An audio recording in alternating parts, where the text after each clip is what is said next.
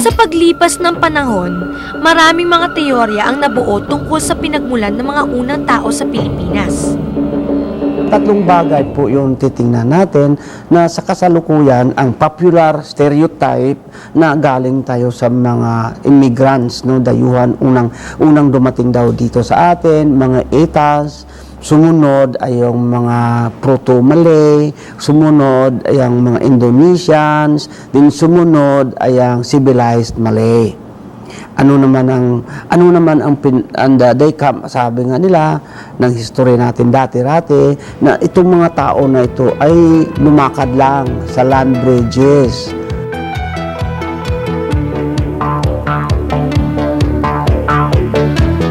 Pag ini-examine mo mga ebidensya, mayroon ba tayo pong mga evidence na nagpapakita na mas lalong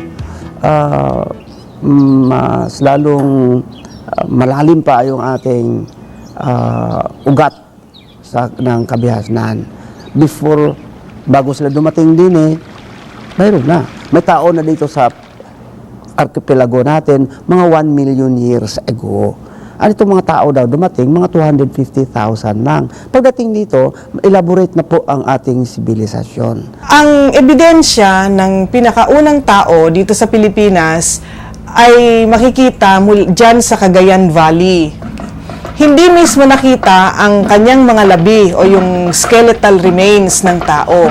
Subalit, yung kanyang mga kasangkapan, yung gamit niyang mga bato, at yung mga buto ng hayop na kanyang kinatay, yun ang mga nahukay sa Cagayan Valley. So, ang pinakaunang tao sa Pilipinas na meron tayong ebidensya ay naririto siya sa ating lugar, sa ating bayan, mga 500,000 hanggang 250,000 years bago ang kasalukuyang panahon. So, sila ang pinakaunang tao. Sila ay tinatawag pa na Homo erectus philippinensis. So, ibig sabihin, malatao na tuwid at naririto sa Pilipinas.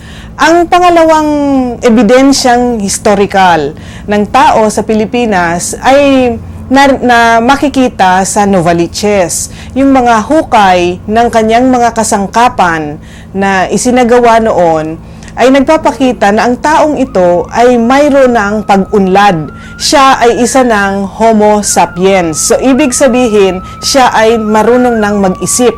Yung kanyang mga kasangkapan ay mas pino na kaysa doon sa mga natagpuan sa Cagayan Valley.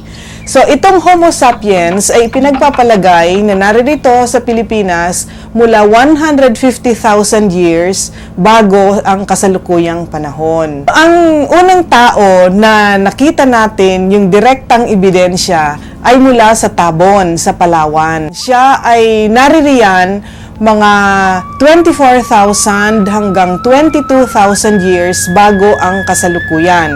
At ang taong ito ay isa ng Homo sapiens sapiens. So, ibig sabihin, siya ay isang taong marunong at nag-iisip.